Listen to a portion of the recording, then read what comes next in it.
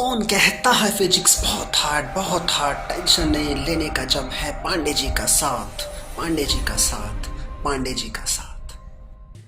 अब हमने कौन कौन से टॉपिक कवर कर लिए? इलेक्ट्रोमैग्नेटिज्म हमने पढ़ लिया, इलेक्ट्रोस्टैटिक्स बेसिक पढ़ लिया, चार्ज क्या होता है, चार्ज के टाइप्स क्या होते हैं, पॉजिटिव चार्ज बॉडी कब होती है, नेगेटिव चार्ज बॉडी कब होती है, ये सारे टॉपिक्स को भी हमने कवर किया। Now we are going to study the methods of generation of charge. अब हम जो पढ़ने जा रहे हैं वो क्या पढ़ने जा रहे हैं? Methods of generation of charge.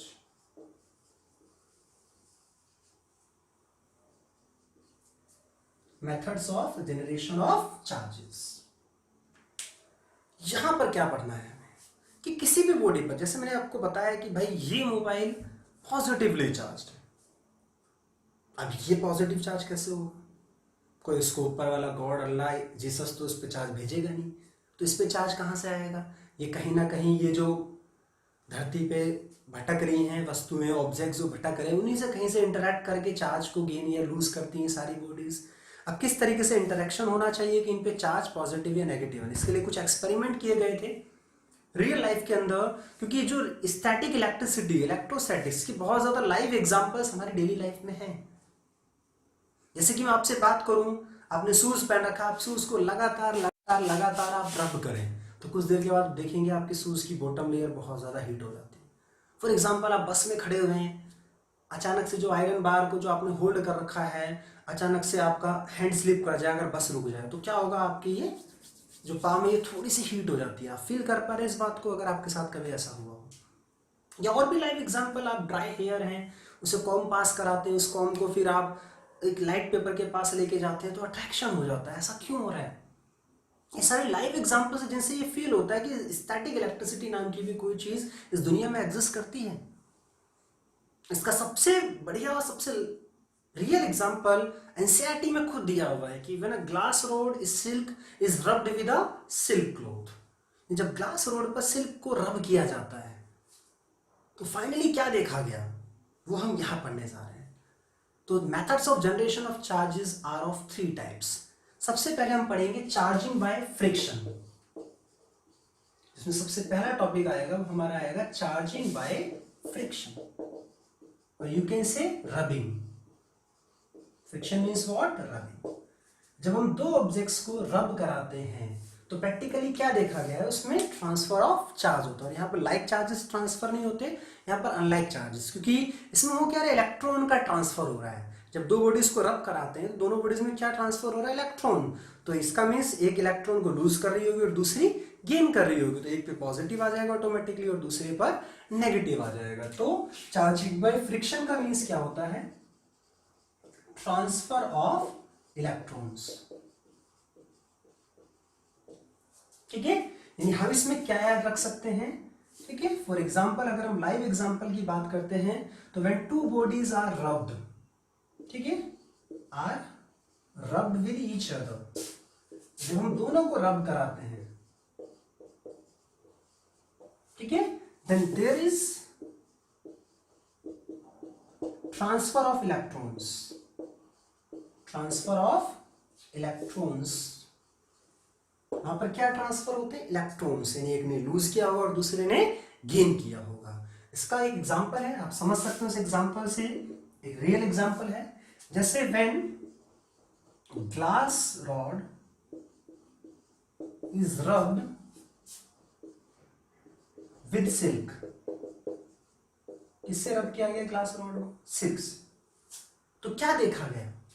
होता क्या है? देन ग्लास रॉड, जो ग्लास की रॉड होती है, एक्वायर्स पॉजिटिव चार्ज। क्या एक्वायर कर लेती है वो? Positive charge. And silk acquires negative charge. Silk पे कैसा चार्ज आ जाता है? नेगेटिव।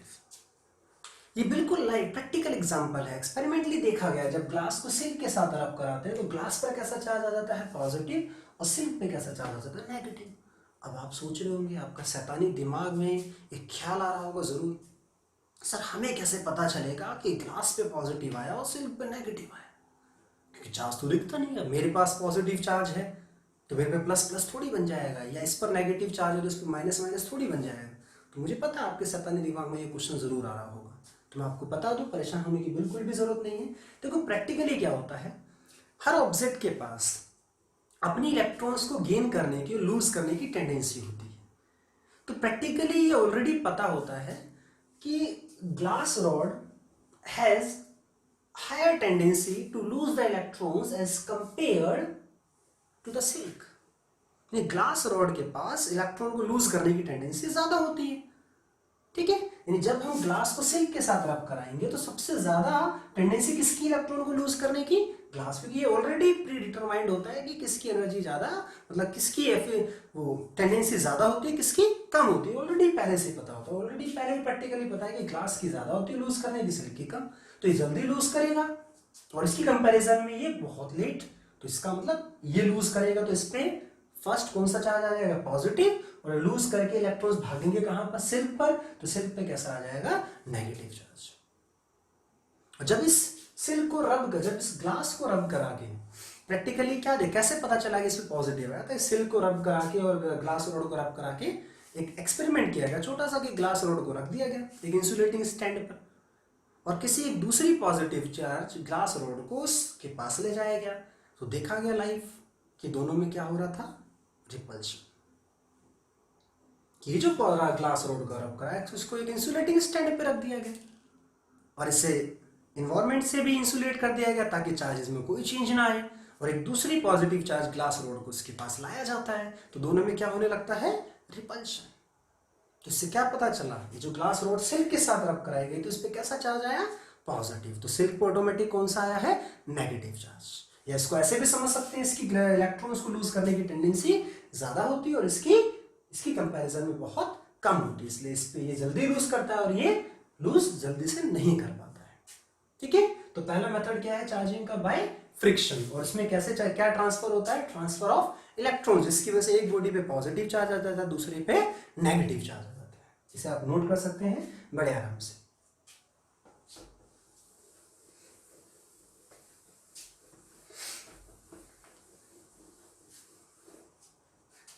हमारा सेकंड है conduction, point to be noted here, बहुत इंपॉर्टेंट है और पूरी फिजिक्स में, 12th क्लास की खासकर फिजिक्स में ये टॉपिक हिडन तरीके से कई बार यूज करना पड़ेगा आपको, तो कंसेप्चुअली बिल्कुल स्ट्रांग हो जाना इस टॉपिक के अंदर। कैपेसिटर के अंदर भी ये कंसेप्ट यूज होने वाला है बहुत ज्यादा, आगे और भी चैप्टर्स इसमें इस टॉपिक यूज होगा। तो charging by conduction, this is the दूसरा method, that is charging by conduction.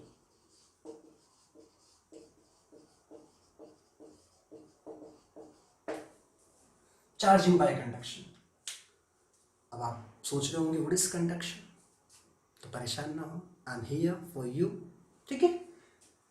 Conduction का मीन्स क्या है, जब दो बॉडीज को, हो सकता है वो दोनों बॉडीज ऑलरेडी पहले से चार्ज हो, ठीक है, हो सकता है एक चार्ज हो और एक अनचार्ज हो, जब दोनों को कनेक्ट करवाया जाता है, कनेक्शन का मतलब दोनों को डायरेक्टली टच भी करा सकते हैं या किसी मेटेलिक वायर के थ्रू दोनों को अटैच कर सकते हैं, पर कंडक्शन को होने के लिए कुछ कंडीशंस हैं, और वो conditions you have to set in your mind, आपको सेट करना पड़ेगा कि कंडीशन कंडक्शन कब होता है और कब नहीं होता। पर एक बात ध्यान रखनी है, कंडक्शन कराने के लिए कहीं ना कहीं हमें याद क्या रखना है कि बॉडीज आपस में क्या होनी चाहिए, कनेक्टेड होनी चाहिए। अगर कनेक्शन नहीं है तो कंडक्शन नहीं हो सकता, ठीक है। अब बहुत से बच्चों के दिमाग में क्वेश्चन आता है कि इसमें भी होना क्या है, ट्रांसफर ऑफ चार्ज।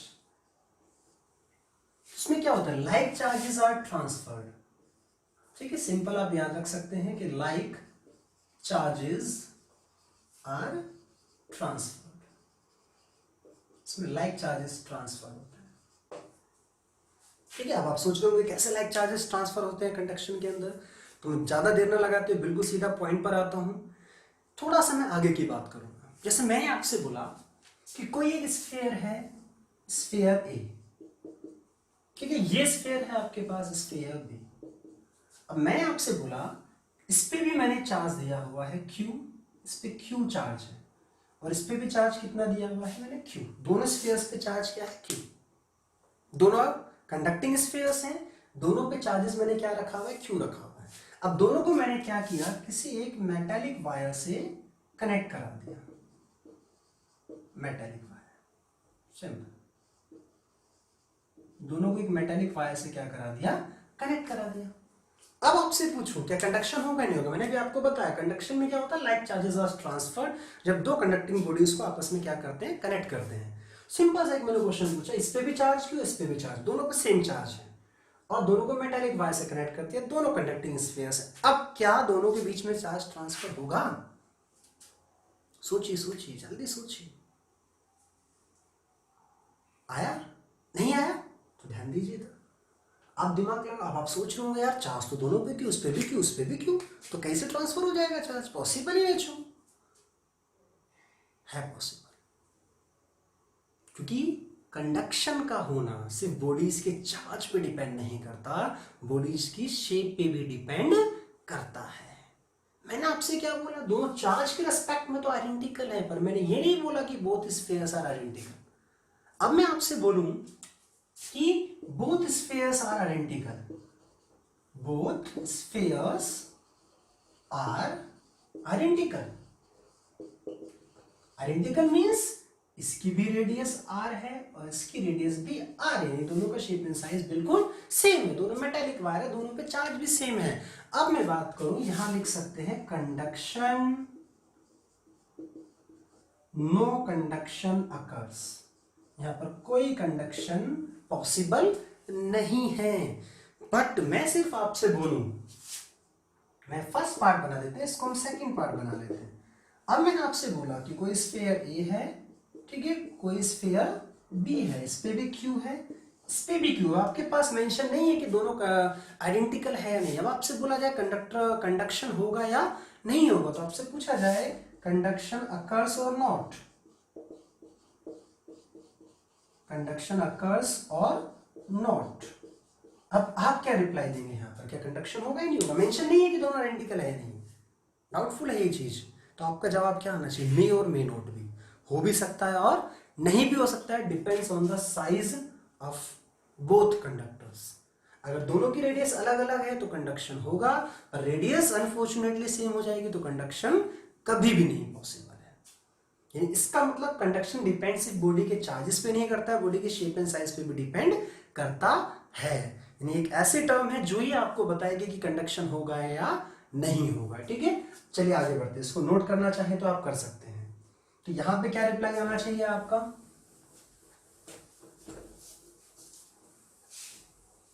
अब यहां पर क्या रिप्लाई आना चाहिए कि कंडक्शन होगा नहीं होगा, तो आपका रिप्लाई होना चाहिए मे और मे नॉट, हो भी सकता है और डिपेंड्स ऑन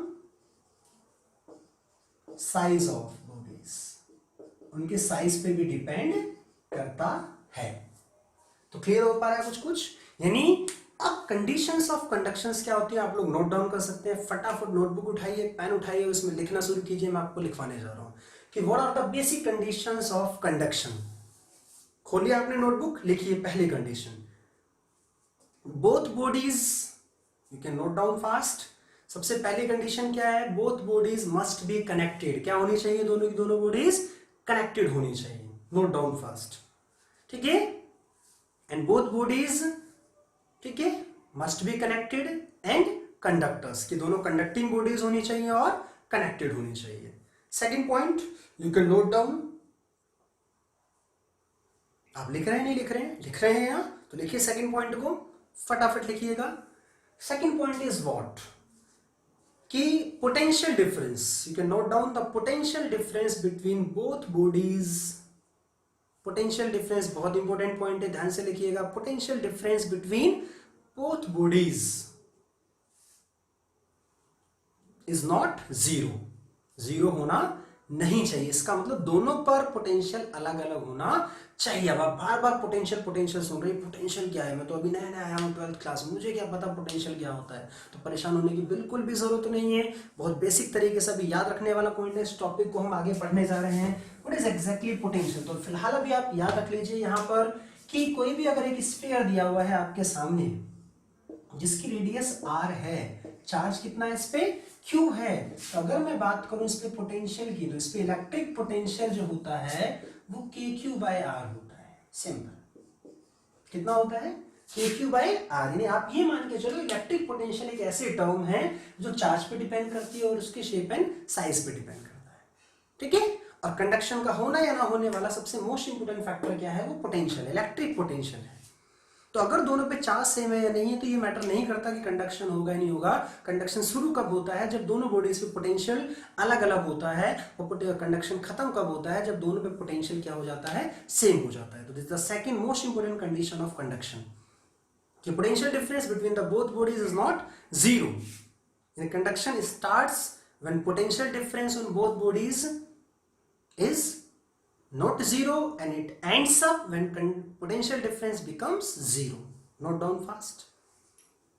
ठीक है, आप लिख सकते हैं कि conduction starts between two conducting connected bodies when initially potential difference between both bodies is not zero.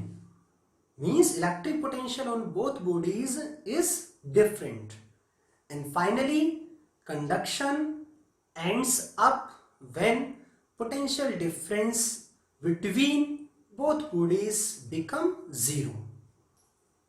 Note down fast, becomes zero. Clear? Or potential on both bodies becomes same. ठीक है, zero हो जाए या same हो जाए। तो बाकी आप सारी चीजें समझ गए होंगे। तो कंडीशंस क्या क्या है ये बात क्लियर हो गई आप सभी लोगों को। शुरू कब होता है? जब पोटेंशियल अलग अलग होता है, और खत्म कब होता है? जब पोटेंशियल क्या हो जाता है? सेम हो जाता है। ठीक है, और दोनों बॉडीज कंडक्टिंग होनी चाहिए, कनेक्टेड होनी चाहिए, टच हो या मेटेलिक वायर से कनेक्ट हो। क्लियर? चलिए, तो ये बहुत इंपॉर्टेंट पॉइंट है आपके लिए। कंडक्शन शुरू कब होता है और खत्म कब होता है, ये डिसाइड चार्ज नहीं करता है, चार्ज भी करता है और बॉडी का शेप एंड साइज भी करता है। और अगर इकलौती टर्म में जो डिसाइड कर रही है वो है पोटेंशियल, इलेक्ट्रिक पोटेंशियल। ये वो आपको बताएगी कि दोनों बॉडीज पे कंडक्शन होगा या नहीं होगा। ठीक है, लिख सकते हैं आप लोग बड़े आराम से।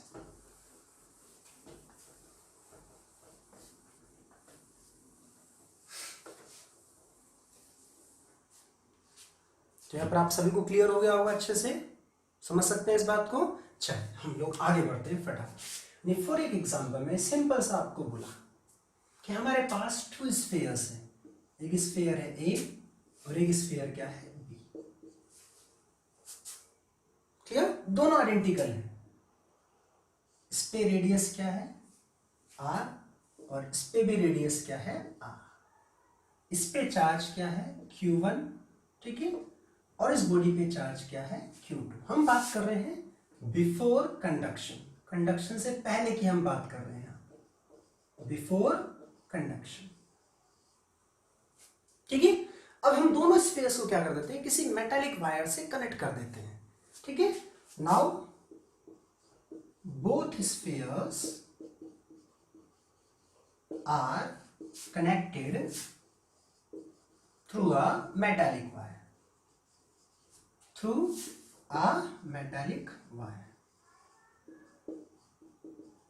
अब दोनों किससे कनेक्ट कर दिया गया? किसी मेटालिक वायर से कनेक्ट कर देते हैं। ठीक है, अब ये स्फीयर ए, रेडियस आर, और ये स्फीयर बी, इसकी भी रेडियस क्या है? आर, और दोनों को किससे कनेक्ट कर दिया गया? एक मेटालिक वायर से। ठीक है, अब आपको बताना है कि अब भी चार्ज दोनों पे Q1 Q2 रहेगा या चेंज हो जाएगा, ये आपका क्वेश्चन है। Write down the final charges on both sphere A and B after connected through a metallic wire. लिख सकते हैं आप इस क्वेश्चन को बड़े आराम से। इनिशियली बिफोर कंडक्शन दोनों पे चार्जेस Q1 Q2 थे। अब आपको बताना है कनेक्ट करने के बाद चार्जेस Q1 Q2 ही रहेंगे या कुछ और हो जाएंगे, ये आपको बताना है। Note down fast. देख लिया आप सभी ने? चलिए आगे बढ़ते हैं।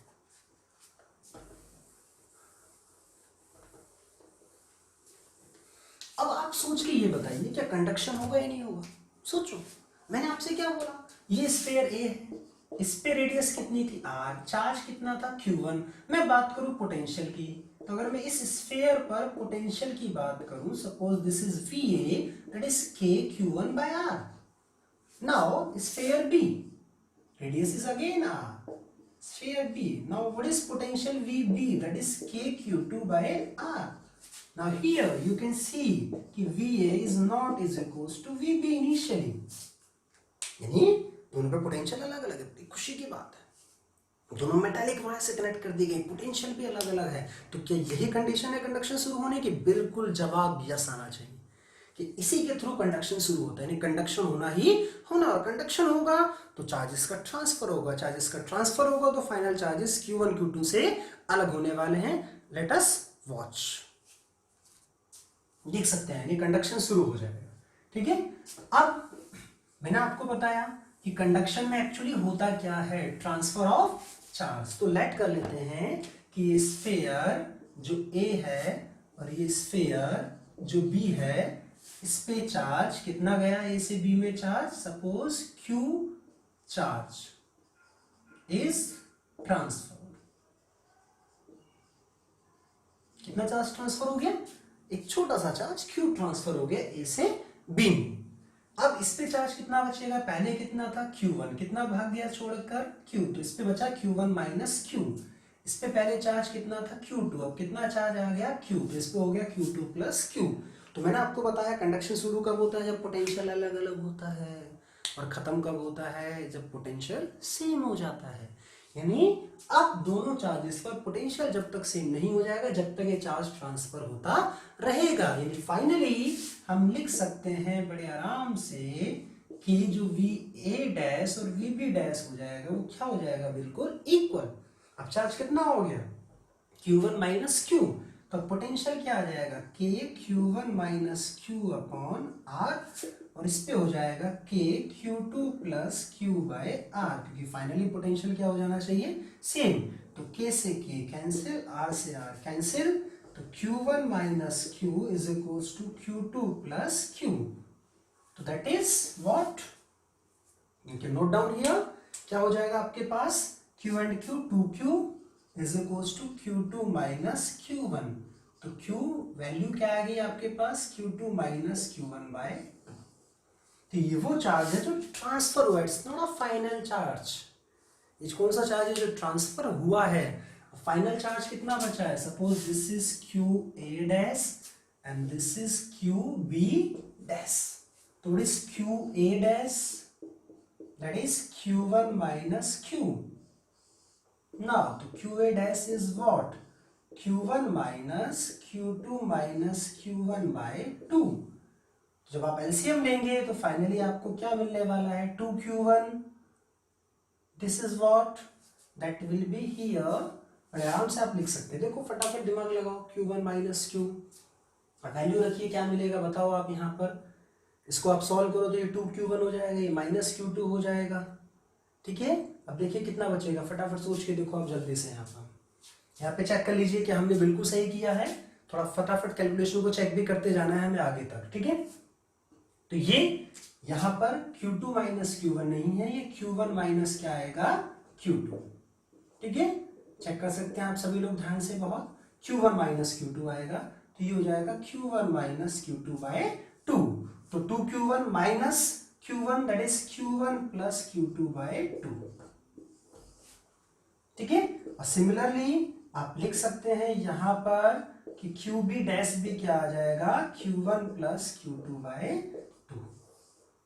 अब बच्चे तो हो गए बड़े खुश। सॉरी, तो बड़ा आसान है कि दो स्फीयर है, एक पे चार्ज Q1 है, दूसरे पर Q2 है, दोनों आइडेंटिकल है, तो कंडक्शन के बाद चार्जेस क्या आएंगे? दोनों का average Q1 plus Q2 by 2। सावधान, बिल्कुल सही सोचा आपने कि Q1 प्लस Q2 बाय 2 है, पर यहाँ पर point to be noted here कि Q1 प्लस Q2 बाय 2 जो चार्ज रखना है वो विद साइन रखना है। यानी अगर ये Q1 नेगेटिव होता तो यहाँ पर minus Q1 plus Q2 by 2 आता। यानी ये जो फॉर्मूला रखना है ये विद साइन रखना है, with sign of Q1 and Q2 दोनों फॉर्मूलेज। यानी कोई भी चार्ज Q1 पॉजिटिव है या नेगेटिव है, Q2 पॉजिटिव है नेगेटिव है, साइन के साथ पुट करना। तो ये फॉर्मूला एवरेज नहीं है, ये कुछ भी हो सकता है, डिफरेंस भी हो सकता है और एडिशन भी हो सकता है, ये डिपेंड करेगा दोनों के चार्जेस पर। तो क्लियर हो पाया कंडक्शन क्या है एग्जैक्टली? कुछ समझ में आ पाया आपके? कंडक्शन कब शुरू होता है, कब खत्म होता है? फटाफट रिपीट कर लेते हैं, रिकॉल कर लेते हैं। कंडक्शन शुरू कब होता है? जब दोनों पे पोटेंशियल अलग अलग होता है। पोटेंशियल एक ऐसी टर्म है जो बॉडी के चार्ज पे डिपेंड करती है और उसके शेप एंड साइज पे डिपेंड करता है। जब ये अलग अलग होगा तो कंडक्शन शुरू हो जाएगा, जब पोटेंशियल सेम होगा तो कंडक्शन खत्म हो जाएगा। और दोनों बॉडीज कंडक्टिंग होनी चाहिए और कनेक्टेड होनी चाहिए एक दूसरे से, तभी कंडक्शन होता है। Clear what is conduction? चलिए नोट कर लीजिए फास्ट आदमी, और ये याद रखने वाला पॉइंट है, आगे काम आने वाला है कि जब when two spheres, two conducting spheres are identical and connected through a metallic wire having charges initially q1 and q2, then final charges will be on both spheres q1 plus q2 by 2 and q1 plus q2 by 2. Remember it, in feed your mind, but with sign of q1 and q2 लिख लीजिए।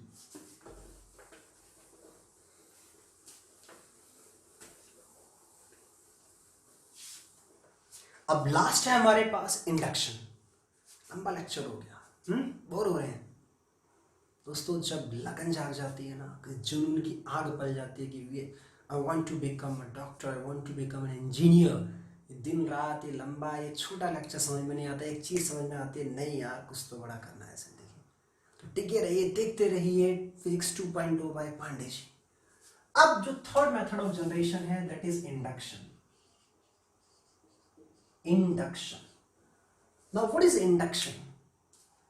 Charging by friction हो गया, conduction हो गया। What is induction? बड़ा simple है, induction में bodies को कनेक्ट करने की कोई जरूरत नहीं है, इसमें कनेक्शन नाम की कोई चीज नहीं होती। सबसे खुशी की बात, इसमें कोई चार्जेस का ट्रांसफर नहीं होता, ना कोई बॉडी चार्ज को लूज करती है और ना कोई बॉडी चार्ज को गेन करती है। इसमें सिर्फ इफेक्ट बोलता है। जैसे चारों तरफ आग लगी हुई है, अगर मैं आग के पास खड़ा हुआ हूँ तो आग थोड़ी आ रही है, आग का इफेक्ट आ रहा है, उस फायर का इफेक्ट आ रहा है, हीट आ रही है, वो खुद आग चलकर थोड़ी आ रही है वहां पर। सिमिलरली यहाँ पर बॉडीज का इफेक्ट बोलता है। कोई बॉडी पॉजिटिवली चार्ज है, तो पॉजिटिवली चार्ज बॉडी क्या है? एक बेरोजगार इलाका है, इसमें बहुत ज्यादा इलेक्ट्रॉन्स की कमी है, ठीक है। तो इस तरीके से हम आगे फॉरवर्ड करके समझ सकते हैं कि एग्जैक्टली इंडक्शन में कनेक्शन नाम की कोई चीज नहीं है, और इंडक्शन में कोई बॉडी लूज भी नहीं करती और कोई बॉडी गेन भी नहीं करती है चार्जेस को। सिंपल होता क्या है मैं आपको समझा देता हूं। फॉर एग्जाम्पल यहाँ पर समझ लीजिए कोई भी बॉडी है, सपोज ये ग्लास रॉड है आपके पास, ठीक है, दिस इज ग्लास रॉड। ये कैसी ग्लास रॉड चार्ज है? पॉजिटिव चार्ज, ठीक है। अब सिंपली हम समझ लेते हैं, कोई एक स्फीयर ले लो आप, स्फीयर ए, ये कोई स्फीयर ए है, ठीक है। अब ये न्यूट्रल है इस समय, दिस इज न्यूट्रल।